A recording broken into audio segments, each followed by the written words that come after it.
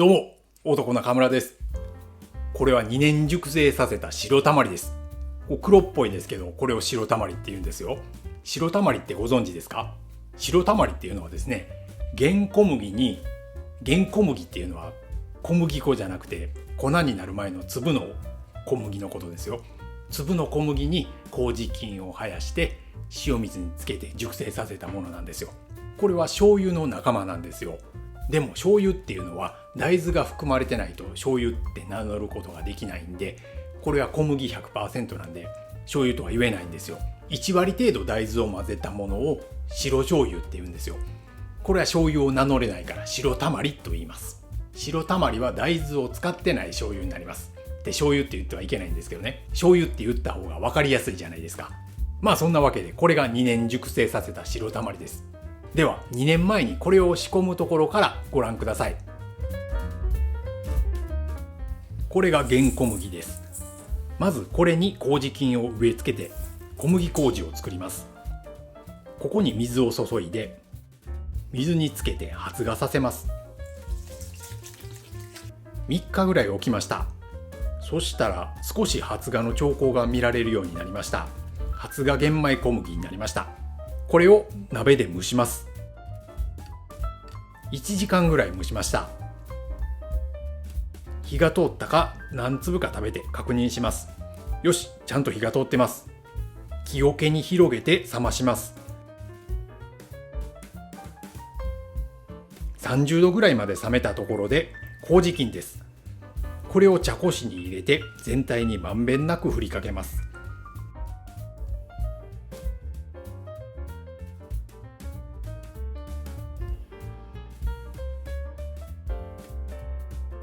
混ぜます。麹菌が全体に広がるように混ぜます。手を使って小麦をすり合わせるように混ぜます。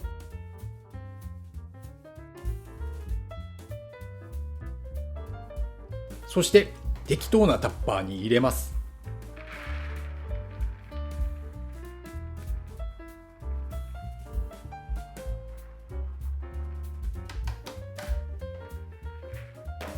蓋をして、麹菌は呼吸をするんで蓋は少し隙間を空けておきます。床暖房の上に置きました。少し蓋は開けておいてブランケットをかぶせておきます。12時間後、1回様子を見ます。特に変化がありませんね。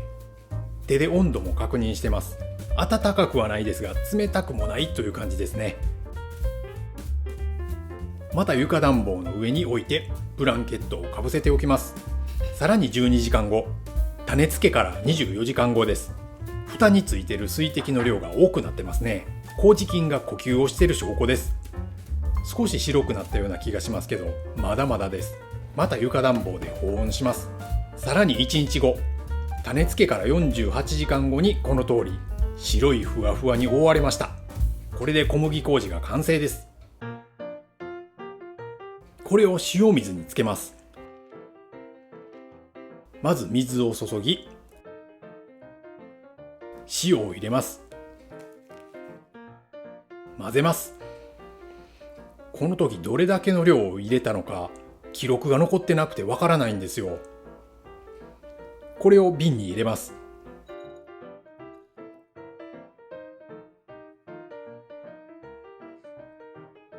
もう少しで入りきるんで押さえて入れます。ぴったり満タン入りました。さらにひたひたになるまで水を入れます。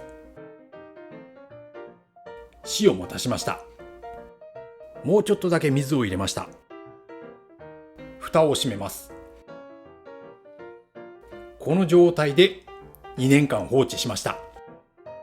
最初は発酵によるガスの発生で中の水分が少し漏れました。それは1週間ぐらいしたらもう落ち着きました。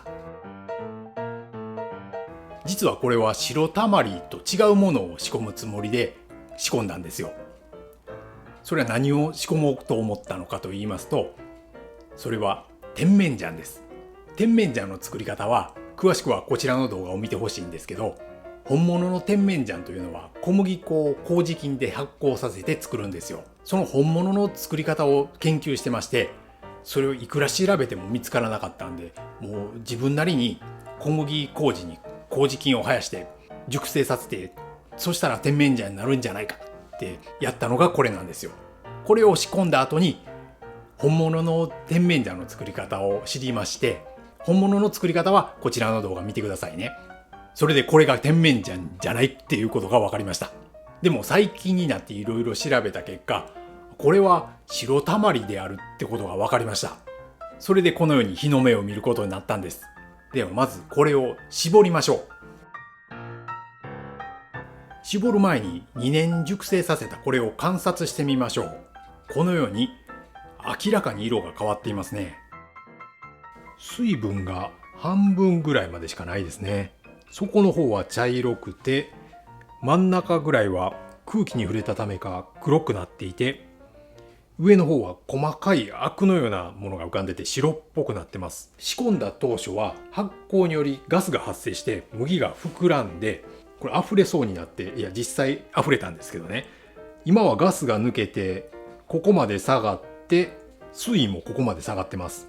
蓋を開けて表面を見てみましょう。おお、これを何と表現したらいいんでしょうか。匂いはね、お味噌とそっくりです。っていうかまるっきりお味噌の匂いです。匂いを嗅いで安心しました。これはきっと美味しいですよ。ボウルにザルを乗せ、さらしをかぶせ、そこにぶちまけます。なかなか出てこないぞ。お、出てきた。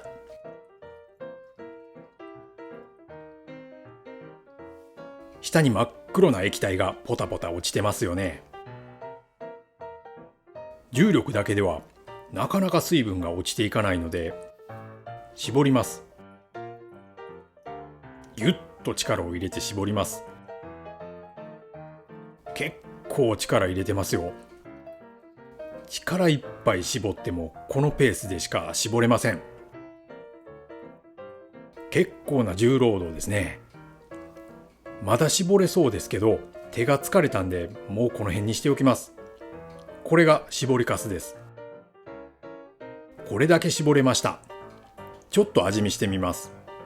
おお、めっちゃうまい。醤油っていうか味噌みたいな味です。たまり醤油に似てますかね。さらにこれをろ過します。瓶に上具を乗せてコーヒーフィルター、ここに注ぎます。ポタポタとゆっくりゆっくり落ちていきます。3時間経ちました。10秒に1滴ぐらいのペースで落ちてます。結局丸1日かけてろ過しました。澄み切った黒い白たまりが完成しました。これをこの牡蠣の醤油差しに入れて使うことにします。この白たまりをマグロのお造りにつけて、また卵かけご飯にもこれを使います。ではマグロのお造りをいただきます。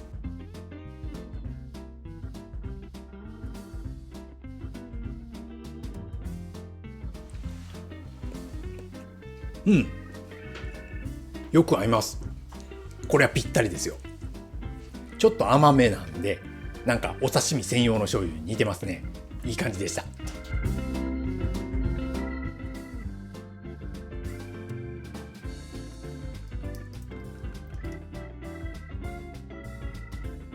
では卵かけご飯もいただきます。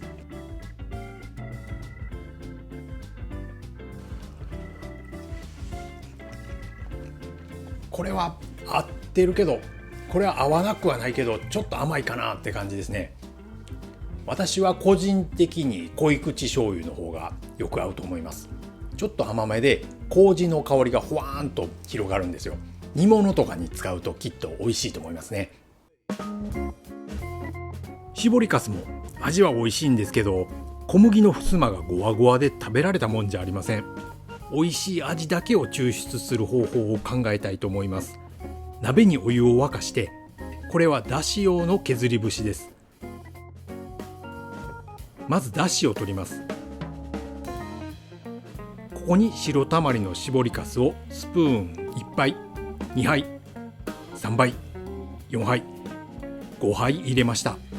沸騰させないように混ぜてしばらく置いて味を出します。これをざるでこします。